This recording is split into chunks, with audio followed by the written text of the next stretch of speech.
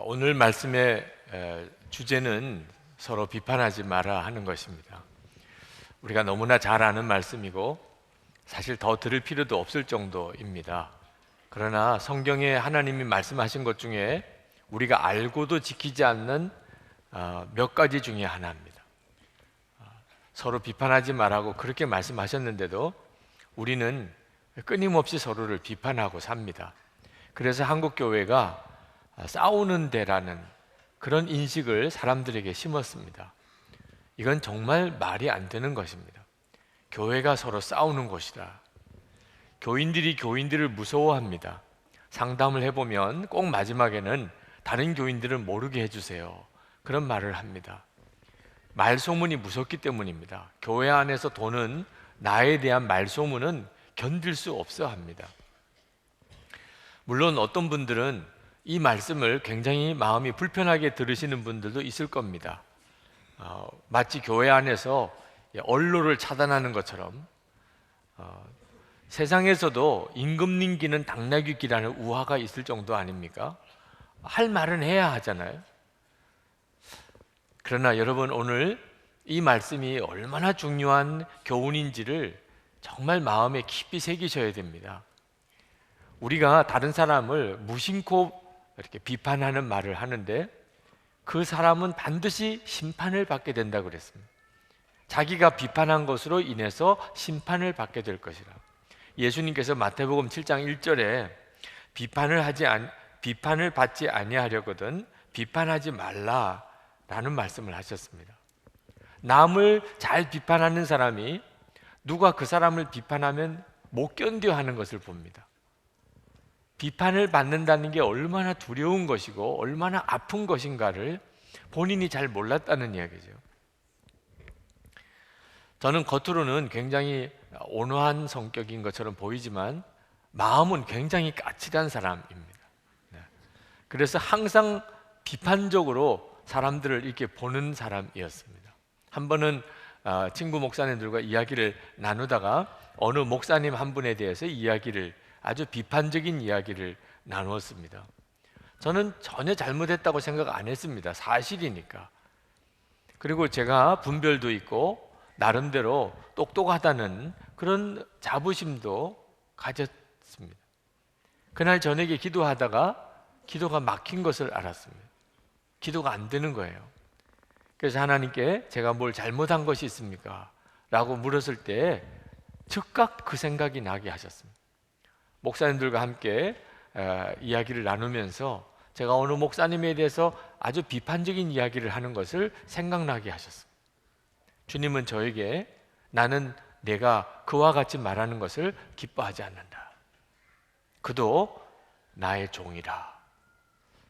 제가 그때 하나님께서 다른 사람을 비판적으로 말하는 것, 특히 당신의 종에 대해서 비판적으로 이야기하는 것을 얼마나 싫어하시는가를 깨달았습니다.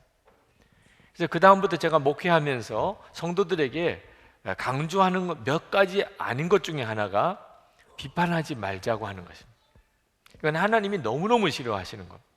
그리고 내가 비판한 그것으로 반드시 내가 심판을 받게 됩니다. 꼼짝 없습니다. 내가 그렇게 비판을 했으니까. 40년을 은혜롭게 목회를 아주 잘하신 목사님, 후배 목사님들이 목회를 잘하신 비결을 물으니까 검은색 노트 한 권을 꺼내시더래요. 거기에 교인 불평록이라고 그렇게 써붙이셨던, 교인들이 이따금 찾아와서 다른 교인들을 불평하게 될 때 그 목사님께서 잠깐만 기다리세요. 그리고 노트를 펼치고는 뭐라고 그러셨죠? 자세히 좀 이야기해 주세요. 제가 여기 쓰려고 그럽니다. 그리고 다 쓰고 나면 읽어보시고 맞는지 아닌지 확인해 주신 다음에 사인을 꼭 해주세요. 제가 꼭 이거 시정하도록 하겠습니다. 아주 기겁을 하고 뭘 쓰실 것까지 뭐 있으시냐고. 아무것도 아니에요. 그러고는 그냥 가신대요. 40년을 그렇게 지나다 보니까 교회가 얼마나 편안한지 그렇게 목회를 잘 하셨다는 겁니다. 여러분이 누군가를 비판할 때 그것을 다 기록했다고 생각해 보세요. 이건 정말 두려운 기록이 됩니다. 그러나 글로 기록을 안 해도 하나님 앞에 다 기록되어 있습니다. 여러분이 누군가에 대해서 뭐라고 하고 뭐라고 했던 내용이 다 기록되어 있습니다. 그건 주님 앞에 섰을 때 정말 두려운 것입니다. 내가 한 말로 인하여 내가 심판을 받는 것입니다. 사도 바울은 왜 우리 믿음의 형제들끼리 비판하지 말아야 되느냐? 믿음이 약한 자이기 때문에 그렇다 하는 거죠. 오늘 14장 1절에 보면 여러분은 믿음이 약한 이를 받아들이고 그의 생각을 시비거리로 삼지 마십시오. 여기서 믿음이 약한 자라는 말은 예수님을 믿었지만 구약의 율법도 지켜야 된다고 생각하는 사람을 말합니다. 특히 이 먹는 문제가, 고기를 먹는 문제가 아주 중요한 이슈였습니다. 우상에게 바친 고기일 가능성이 컸기 때문에 당시에 신전에 제물로 바친 이 동물들이 그 다음에 시장으로 그 고기가 나옵니다. 대부분 그런 고기니까, 그러니까 하나님께서 우상에게 바친 제물을 먹지 말라고 했으니 고기는 일절 먹지 않겠다. 그런 분이 있었어요. 예수를 믿고도. 그게 예수님 하나님을 잘 믿는 거라고 생각했기 때문에. 그러나 또 한 부류의 사람들이 있었는데 그 사람들은 마음껏 고기를 먹었습니다. 예수님이 구약의 모든 제사를 다 이제는 폐하셨는데 예수님이 한 번에 완전한 제사를 드리심으로 구약의 모든 제사는 폐하시고 이제부터는 구약의 율법을 지켜서 구원받는 것이 아니고 오직 예수님만 믿기만 하면, 속죄의 그 복음을 믿기만 하면 다 구원받게 되었으니 이제는 구약의 규정, 율법 규정을 지키고 안 지키고는 구원과는 아무 상관이 없는 일이다. 그래서 감사한 마음으로 마음껏 먹으면 된다. 그래서 고기를 또 마음껏 먹는 사람이 있었습니다. 두 부류가 서로 싸운 거예요. 서로가 상대방이 잘못되었다고 서로 싸운 겁니다. 사도 바울이 명확한 정리를 하셨습니다. 고기를 먹는 사람이 믿음이 좋은 사람이다. 예수를 믿고도 여전히 구약의 율법에 매여서 고기를 두려워서 먹지 못하는 사람이 믿음이 약한 사람이다. 그렇게 정리는 하셨습니다. 근데 사도 바울이 믿음이 좋다는, 그래서 나는 고기를 마음껏 먹는다는 사람들에게 책망하시는 겁니다. 너는 믿음이 좋은데 왜 믿음이 약한 사람을 비판하느냐? 비판하는 것에 대해서 책망하신 겁니다. 그 믿음이 약한 사람이 왜 고기를 안 먹느냐? 하나님을 잘 믿어보자고 하는 거 아니냐? 하나님을 잘 믿어보자고 하지만 아직까지 믿음이 약해서 그렇게 하는 것인데 어째서 그것을 가지고 비판하느냐? 6절 말씀에 이렇게 말씀합니다. 어떤 나를 더 존중히 여기는 사람도 주님을 위하여 그렇게 하는 것이요. 그때 당시에 안식일이 토요일인데 토요일을 예배드리냐, 아니면 부활의 날인 주일, 일요일을 예배드리느냐, 또는 구약에 있는 절기들을 이거 지켜야 되느냐, 안 지켜도 되느냐, 이런 문제 때문에 교회 안에 논란이 일어났습니다. 자, 날짜를 지키는 사람도 다 잘 믿자는 거고, 이제는 그런 날짜에 구애받을 필요가 없다는 사람도 다 신앙생활 바로 하자는 거니, 그게 다 하나님을 위해서 살자는 것이니 서로 비판할 건 없지 않느냐. 먹는 사람도 주님을 위하여 먹으며 먹을 때에 하나님께 감사를 드립니다. 먹지 않는 사람도 주님을 위하여 먹지 않으며 또한 하나님께 감사를 드립니다. 고기를 먹는 사람이나 고기를 먹지 않는 사람이나 다 살아도 주님을 위해서 살고 죽어도 주님을 위해서 죽겠다는 사람들이라는 거예요. 7절 8절에 보면 우리 가운데는 자기만을 위하여 사는 사람도 없고 또 자기만을 위하여 죽는 사람도 없습니다. 우리는 살아도 주님을 위하여 살고 죽어도 주님을 위하여 죽습니다. 그러므로 우리는 살든지 죽든지 주님의 것입니다. 얼마나 귀한 믿음입니까? 로마서 기록할 당시 때 교인들은 살아도 주님을 위해서 살고 죽어도 주님을 위해서 죽는 그런 사람들이었습니다. 그런데 믿음의 수준이 차이가 나다 보니까 고기를 못 먹는 사람도 있고 고기를 아무 거리낌 없이 먹는 사람도 있었다는 거예요. 그런 견해 차이는 있을 수 있다는 겁니다. 우리도 다 하나님을 믿고 예수님을 잘 믿는 사람인데 어떤 사람은 여당도 있고 어떤 사람은 야당도 있습니다. 본인이 생각할 때 이게 더 옳다고 생각하니까 정치적인 견해가 달라질 수도 있는 거죠. 사회적인 이슈에 대해서 의견이 다를 수 있습니다. 그러나 다 하나님을 잘 믿자고 하는 점에는 변함이 없다면, 교회 현안에 대해서 이렇게 하자 저렇게 하자 의견이 달라질 수는 있는데 그 마음의 중심은 하나님을 잘 믿어보자, 교회가 반듯하게 서게 하자, 그런 마음이라면 상대방의 의견에 대해서 비판하지 마라. 마음의 중심이 하나님을 위한 것이 맞다면 그러면 상대방의 의견을 존중하고 그리고 비판하지 마라. 3절 말씀에 먹는 사람은 먹지 않는 사람을 업신여기지 말고 먹지 않는 사람은 먹는 사람을 비판하지 마십시오. 하나님께서는 그 사람도 받아들이셨습니다. 여러분, 믿음이 약해서 어떤 때는 어떤 생각이 짧은 사람이 있습니다. 걱정할 필요가 없는 것은 그들의 믿음이 자랍니다. 조금 지나고 나면 내가 생각을 잘못했구나, 그렇게 될 때가 옵니다. 말씀을 자세히 읽어보다 보니까 내가 잘못 생각했었구나 깨달을 때가 와요. 제가 어느 교회에 부임했을 때 어느 장로님 한 분이 영 마음에 못마땅한 겁니다. 장로님이신데 왜 이러실까? 그래서 한참 고민하다가 그 장로님에게 말씀은 드려야 되겠다, 장로님 이렇게 하시는 거 아니에요 라고 말씀은 드려야 되겠다고 생각을 했었습니다. 근데 그때 갑자기 떠오른 생각이 그도 최선을 다하고 있는 것이다, 그런 생각이 떠올랐어요. 제 생각이 아니니까 주님이 말씀하시는 건가? 그래서 제가 주변에 있는 분들에게 물어봤습니다. 그 장로님 어떻게 생각하세요? 그랬더니 이구동성으로 하는 이야기가, 그 장로님 목사님 오시고 엄청 변했어요. 그전에는 정말 이러지 않으셨습니다. 그런데 목사님 오시고 난 다음에 신앙생활 제대로 해보시려고 굉장히 많이 변하셨습니다. 깜짝 놀랐어요. 제가 그 장로님의 이전을 몰랐기 때문에 얼마나 많이 바뀌셨는지를 알 수가 없었죠.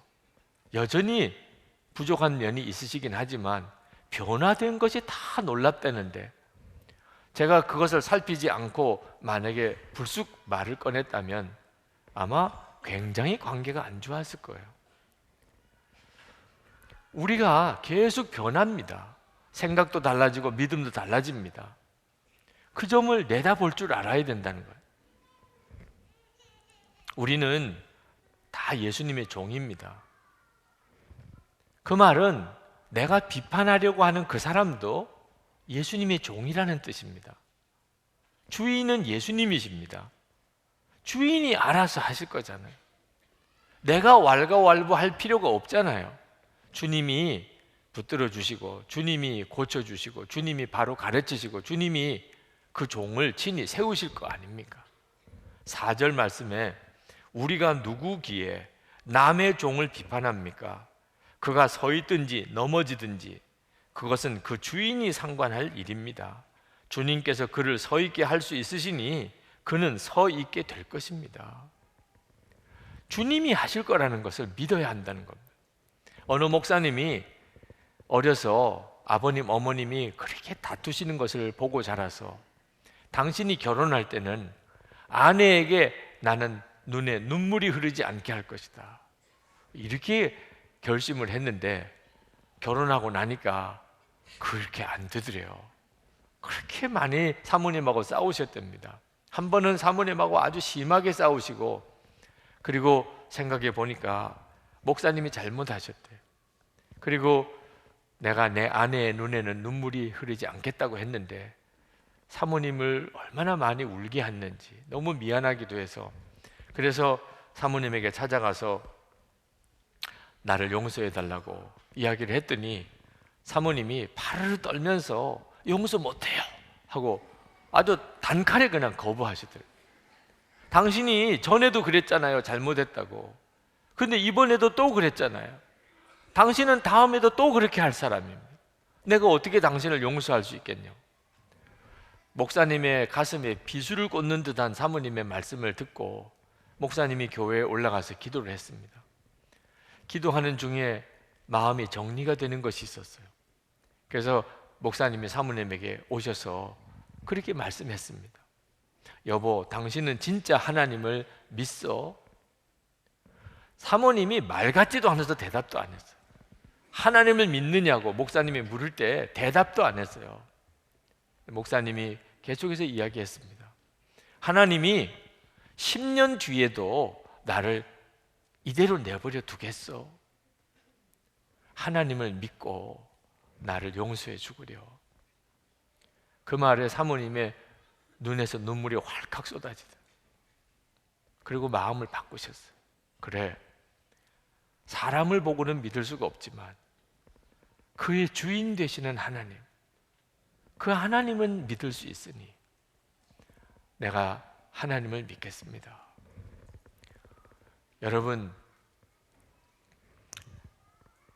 여러분이 비판하는 그 사람 하나님의 종입니다. 하나님이 사랑하는 사람이에요. 하나님이 그를 고치실 수 없겠습니까? 그게 믿어지면 그러면 비판하지 말고 받아야 한다는 겁니다. 여러분, 믿음이 약한 것보다 더 나쁜 것이 비판하는 것입니다. 분을 내고 미워하는 것. 에베소서 4장 26절 27절에 보면 분을 내어도 죄를 짓지 말며 해가 지도록 분을 품지 말고 마귀로 틈을 타지 못하게 하라. 여러분, 분을 내고 화를 내는 것은요, 마귀를 불러들이는 일이에요. 실제로 여러분이 누구에게 분을 내고 누구를 미워하는 사람을 한번 꼽아보세요. 다 사랑할 사람들입니다. 배우자, 자녀, 부모, 친구, 교인들. 김정은이 보고 그렇게는 안 해요. 그런데 정말 사랑하는 가까이 있는 사람을 그렇게 미워하고 그 사람 때문에 그렇게 분을 내는 것, 마귀 역사라고 느껴지지 않습니까? 사랑하고 살아야 될 사람을 오히려 미워하게 만드는. 그리고 이 분이요, 살아있는 생명체 같이 자라요. 얼마나 급속히 자라는지 모릅니다. 그래서 하룻밤도 품지 말라는 거예요.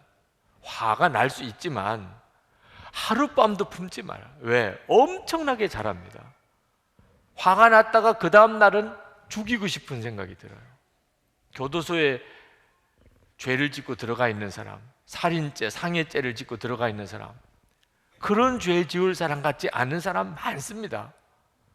화가 나고 그걸 마음에 품으니까 자기도 모르게 그렇게 끔찍한 일을 저지르고 그리고는 교도소에 들어가 있는 거예요. 마귀가 분을 키웁니다. 품으면 큰일 나는 겁니다. 결정적으로 이게 마귀 역사라는 것은 누구에게 미워하고 분을 품은 마음으로 그를 위해서 기도해 보세요. 기도가 되나? 영적으로 완전히 안 맞아요. 미워하는 거하고 기도가. 마귀하고는 영적으로 딱 맞습니다. 그러므로 여러분이 화가 나거나 분이 나는 것 때 영분별 해야 돼요. 그렇지 않으면 큰일 나는 겁니다. 지금 화난 사람들은 하나도 말이 귀에 안 들어올 거예요. 화 안 난 사람들은 새겨 들으세요. 화 안 날 때 새겨 들어야 돼요. 화 안 날 때. 그래야 화가 나면 이 말씀이 생각이 나서 지켜줘요. 아, 내가 이 화를 품지 말아야 된다.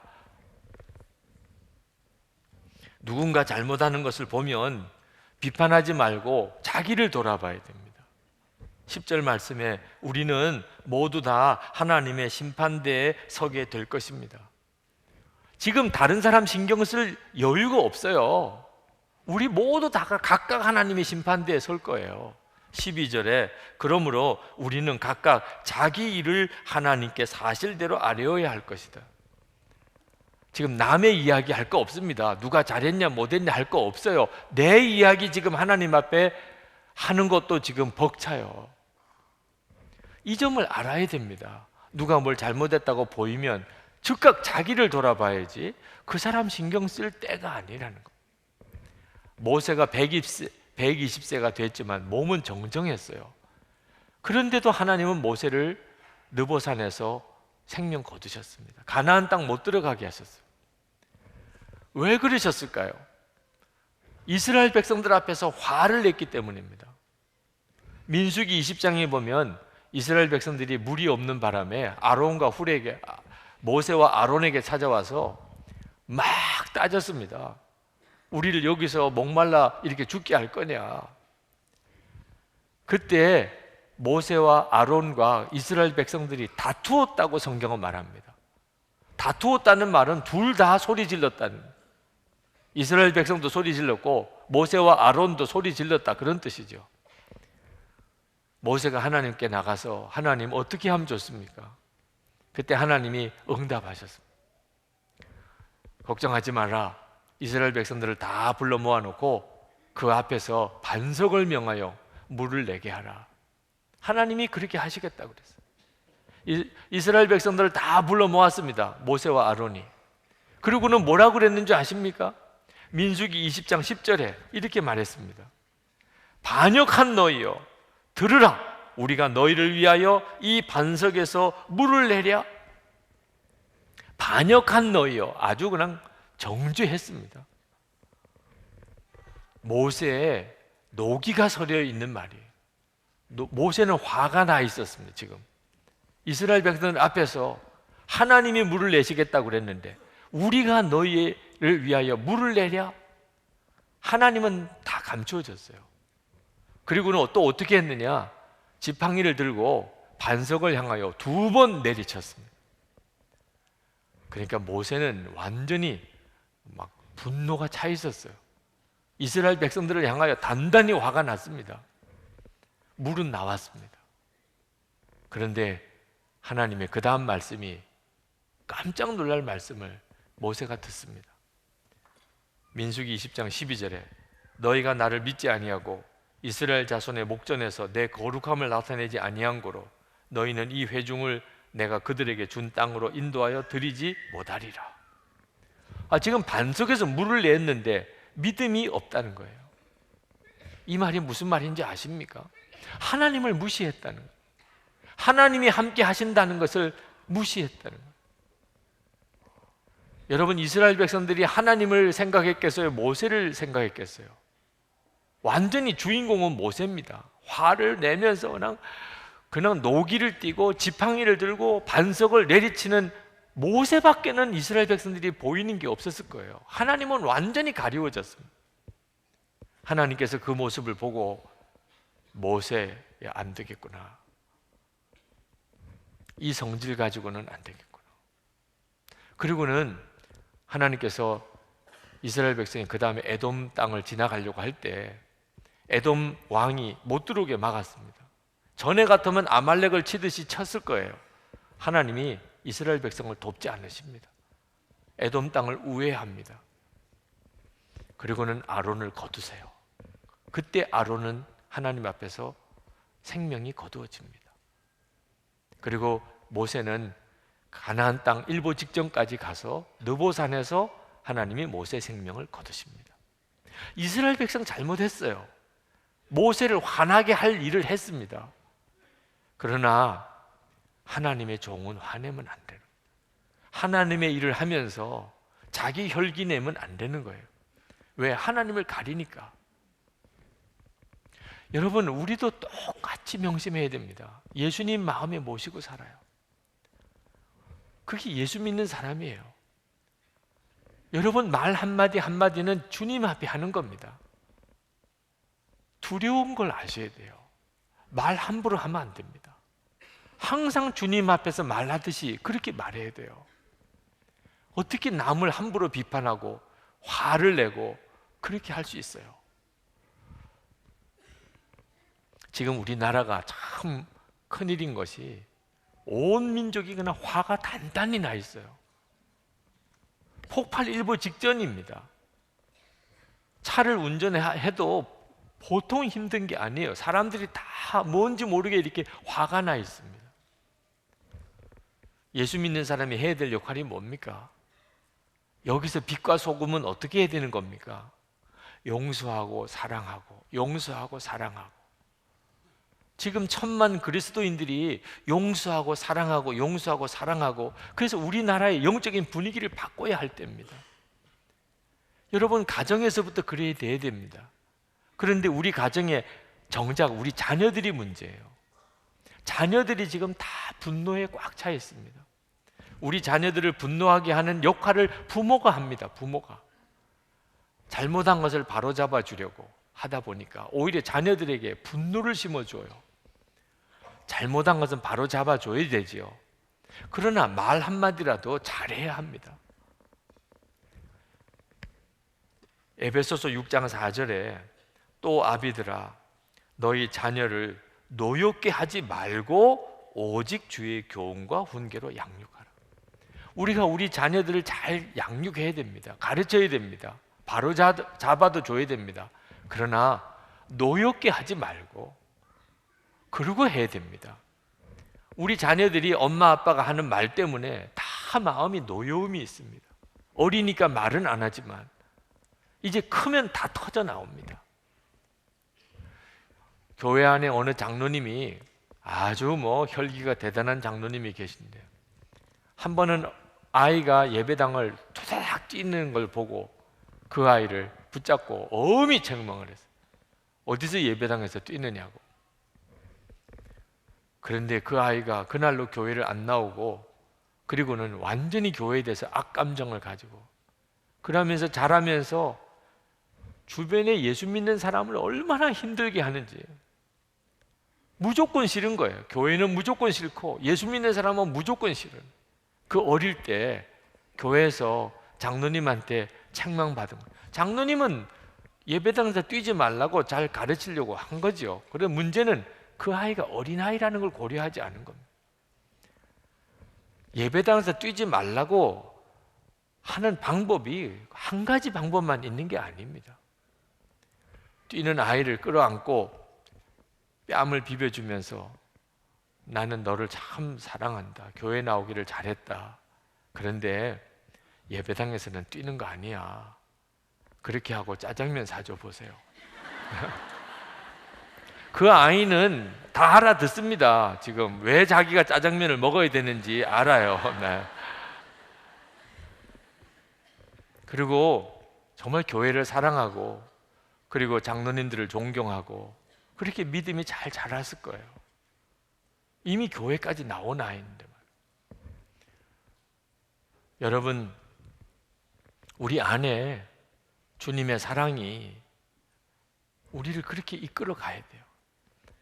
부부 싸움도 마찬가지입니다. 부부 싸움 옳고 그른 것만 가지고 싸우니까 문제가 되는 거예요.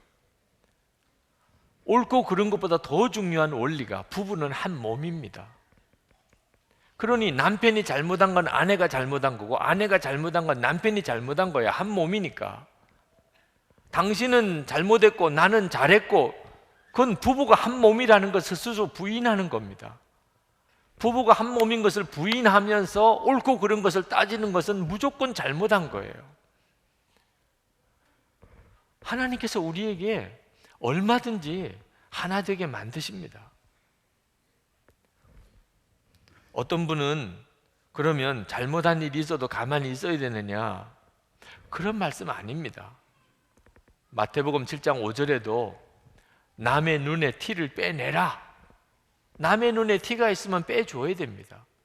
가늠하다가 붙잡힌 여인 왔을 때 우리 주님이 돌로 치라 하셨습니다. 남의 눈에 티를 빼주고 돌로 쳐야 되는 일은 해야 되면 해야 되죠. 그러나 조건이 있습니다. 내 눈에는 들보가 있다는 것을 인정하고 그리고 남의 눈에 티도 빼줘야죠. 나는 의로운 것처럼 너만 잘못된 사람인 것처럼 그렇게 해서는 남의 눈에 티를 뺄 수 없습니다. 죄 없는 자가 먼저 돌로 치라. 죄 없는 자가 먼저. 돌로 쳐야 되는데 내가 죄인이에요. 돌로 칠 수 없는 거죠. 그러니 바로 잡아주려면 어떻게 해야 됩니까? 화를 내거나 지적하거나 따지거나 할 수 없어요. 우는 것밖에 없어요. 우는 것밖에. 나도 죄인입니다. 나는 더 죄인입니다. 그러나 이렇게는 하지 마셔야죠. 그러니 울 수밖에 없는 거죠. 이렇게는 하지 마십시다. 이거는 잘못된 거 아니겠습니까? 그럴 때 녹아지는 거예요. 꼭 큰 소리 지르고 따져서 깨닫는 게 아닙니다. 눈물이 사람을 바꾸는 거예요. 어떤 분은 예수님께서도 화를 내시고 성전에 채찍질까지 하시지 않았습니까? 그런 분이 있으십니다. 맞습니다. 예수님이 성전을 깨끗하게 하시고 성전 상을 뒤집어 엎기도 하셨습니다. 그러나 여러분, 왜 예수님이 그렇게 하신 것만 보십니까? 예수님은 그 모든 사람의 죄를 지고 십자가에 죽으셨습니다. 예수님처럼 모든 사람의 죄를 지고 진짜 잘못한 사람의 죄를 내가 대신 지고 내가 십자가에 못 박혀 죽는 그런 사람은 채찍질 할 수 있습니다. 그것은 진짜 사랑입니다. 십자가는 지지 않으려고 그러고 너는 너 죄고 나는 나고 이러면서 채찍질만 하려고 합니까? 그게 통합니까? 하나님이 우리를 책망하십니다. 분명히 성경에 보면 하나님이 우리를 책망하십니다. 하나님은 그렇게 하실 수 있어요. 왜? 지옥에 갈 수밖에 없는 우리를 당신의 자녀로 삼아 주셨잖아요. 그런 사랑이 우리를 책망해도 사랑으로 느끼게 되는 겁니다. 하나님의 책망은. 근데 그런 사랑은 주지 않으면서 잘못만 지적하고 그러면서 내가 너를 사랑한 거라고 이야기하니 그냥 반발심만 생기는 거죠. 우리가 하나님입니까? 우리가 예수님입니까? 그러니까 나는 죽고 예수로 사는 십자가의 복음으로 예수를 믿으시라는 거죠. 우리는 하나님 아니고 우리가 예수님일 수 없지만 십자가의 복음이 놀랍잖아요. 나는 죽고 이제는 예수님으로 사는 자가 우리잖아요. 우리가 예수님이 내 마음에 계신 것에 대해서 눈이 뜨이고 나면 그러면 비판하는 말이 다 없어집니다. 남 비판했던 것이 가장 큰 죄라고 깨닫게 됩니다. 이사야는 아주 의분이 많았던 제사장입니다. 나라를 위한 걱정이 많았습니다. 하나님께 나아가서 하나님 이 나라 어떻게 하면 좋습니까? 하나님 이 나라 형편을 어떻게 하면 좋습니까? 걱정이 많았어요. 근데 성전에서 하나님을 만났습니다. 하나님의 보좌를 바라보았습니다. 그리고는 이사야가 완전히 꼬꾸라졌어요. 지금 나라가 문제가 아닙니다. 자기 자신이 얼마나 큰 죄인인가를 깨닫고 떼굴떼굴 굴었습니다. 이사야 6장 5절부터 읽어봅니다. 그때 내가 말하되 화로다 나여 망하게 되었도다. 나는 입술이 부정한 사람이요 나는 입술이 부정한 백성 중에 거주하면서 만군의 여호와이신 왕을 배웠음이로다 하였더라. 그때 그 서랍 중에 하나가 부젓가락으로 제단에서 집은 바 핀 숯을 손에 가지고 내게로 날아와서 그것을 내 입술에 대며 이르되 보라 이것이 내 입에 닿았으니 내 악이 제하여졌고 내 죄가 사하여졌느니라 하더라. 하나님 앞에 서고 보니까 제일 괴로운 것이 말 함부로 한 것, 말 함부로. 그게 이사야가 깨달은 거예요. 내가 이 입으로 어떻게 하나님을 뵙나? 그리고 제단 핀 숯에 입술이 찢어지고 정결함을 받아서 그는 예언자, 선지자가 됩니다. 오늘 성찬을 받습니다. 여러분, 이 성찬은 주님을 내 마음에 모시는 시간, 내 안에 오신 주님을 다시 한번 주님이 확인시켜 주는 시간.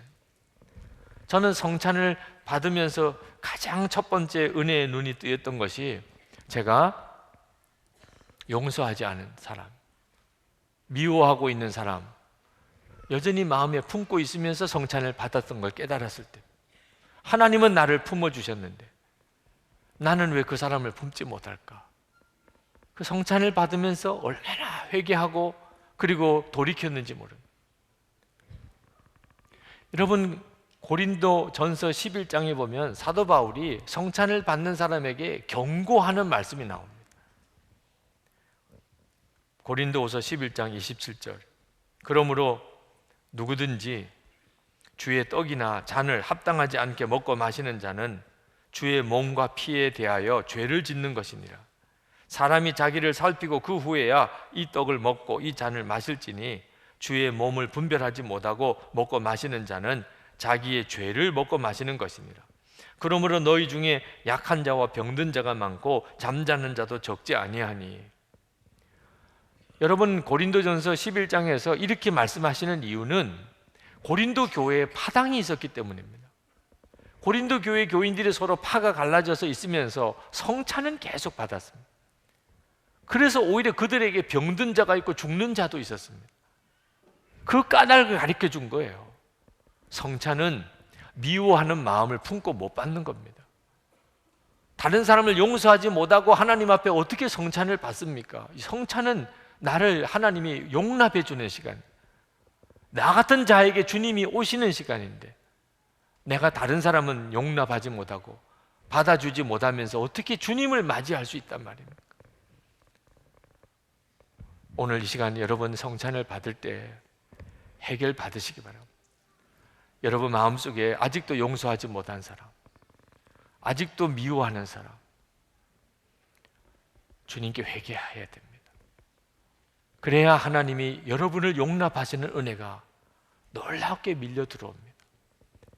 주님의 은혜를 가로막고 있는 것이 우리 쪽에서 문제가 있기 때문입니다. 아직도 여러분 용서하지 못하고 비판하는 마음을 가지고 있는 사람, 이제 회개하고 깨우쳐 달라고 기도하고 그리고 성찬을 받으실 수 있게 되기를 바랍니다. 우리 다 같이 통성으로 기도하겠습니다.